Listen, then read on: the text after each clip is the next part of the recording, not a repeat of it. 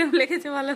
কি বলবো, কিরম লেগেছে? ফ্যান্টাস্টিক, ফার্স্ট টাইম, আরে ভেরি ওয়েল না, প্রিপেয়ার্ড। তো আজ আমি ফার্স্ট টাইমের জন্য বানাচ্ছি তন্দুরি চিকেন। আমার ডায়েটের জন্য দিয়েছিল চিকেন, 2টো পিস নিয়ে এসেছিলো, তো আমি ভাবলাম চলো তন্দুরি চিকেনই বানিয়ে নিই। তো ফার্স্ট টাইম ট্রাই করছি। তো এই দেখো লাল লাল হতে স্টার্ট করেছে, বাট পুরো বাড়িটা একদম ধুয়ো ধুয়ো হয়ে গেছে। দেখো আমি এত রাতে এক্সস্ট চালিয়েছি।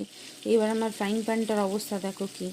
বাট ফাইনাল লুকটা কিন্তু এসেছিল এইরকম, খুবই ইয়ামি দেখতে লাগছিল। তোমরাই দেখে বলো কিরম দেখতে লাগছে, দারুণ দেখতে লাগছিল।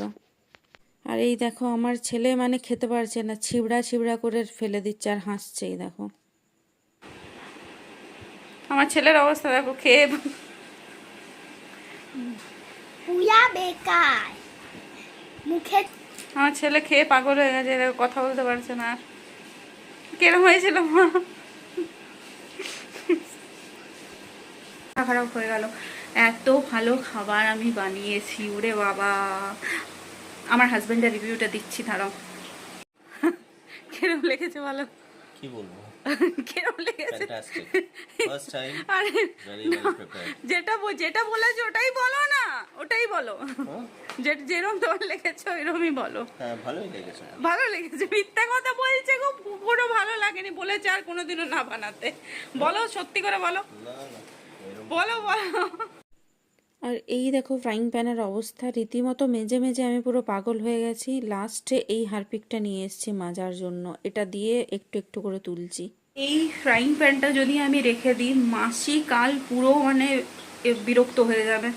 তো তাই জন্য ভয়ে আমি 3বার 4বার ধরে এটা মেজেছি, তাও মেজে ক্লিয়ার করতে পারিনি। লাস্টে আমি এই তোমার যে হারপিকটা রয়েছে, এই নতুন হারপিকটা ছিল, বাথরুমেরটা তো নিতে পারবো না, এই হারপিকটা দিয়ে একটু ভিজিয়ে রেখেছি, আবার ভেজেছি, আবার ভিজিয়ে রেখেছি, আবার এটাকে মাজবো। মানে পুরো মাথা খারাপ হয়ে গেল। এত ভালো খাবার আমি বানিয়েছি, ওরে বাবা। একটা ফ্যান চলছে তার জন্য এরকম আওয়াজ হতে পারে। মেজে মেজে আমার হাতের হালত দেখো কি অবস্থা হয়েছে আঙুলগুলো। আমি আমার ডান হাতে একটা অ্যান্টি টার্নিশ পরে থাকি, ওটা পর্যন্ত খুলে দিয়েছি মানে এই ফ্রাইং প্যানটা মাজার চক্করে। পুরো মুডটা আমার নষ্ট হয়ে গেছে। এত কষ্ট করে বানালাম, এত কষ্ট করে বানালাম, এত ভালো রিভিউ দিয়েছে সবাই। এইবার দেখো খিদের জন্য এবার আমি কি বানিয়ে খাচ্ছি। এটা অলমোস্ট হয়ে গেছে, একটু নামিয়ে নিলে এটা ঝরঝরে ঝরঝরে হয়ে যাবে। আর কড়াইটা এত বড় যে মানে এইটুকুনি মনে হচ্ছে, এইটুকুনি বানিয়েছি যদিও, মানে আরও বেশি অল্প মনে হচ্ছে, মানে মনে হচ্ছে এইটুকুনি। রেডি হয়ে গেছে। তোমাদের এরম কারোর এক্সপিরিয়েন্স যদি থাকে, মানে তন্দুরি চিকেন ঢাকা দেওয়ার জন্য সুজি খেতে হয়, প্লিজ আমাকে জানিও, প্লিজ জানিও। মনে কেমন ছিল রে চিকেনটা? কেমন ছিল বল, বল কিরম ছিল বল। তো এই দেখো আমার ছেলে জল নিয়ে রেডি করলে বটল, কারণ ও তো গিলবে না, মুখে দেবো আর গিলে গিলে খাবে। আমার ডায়েটে না রাত্রেবেলা চিকেন দেওয়া আছে, তো একদিনও খাওয়া হয় না। আর এমনিতেই মঙ্গলবার বৃহস্পতিবার চিকেনটা অ্যাভয়েড করি, খাই না। তো আর শনিবারও খাই না।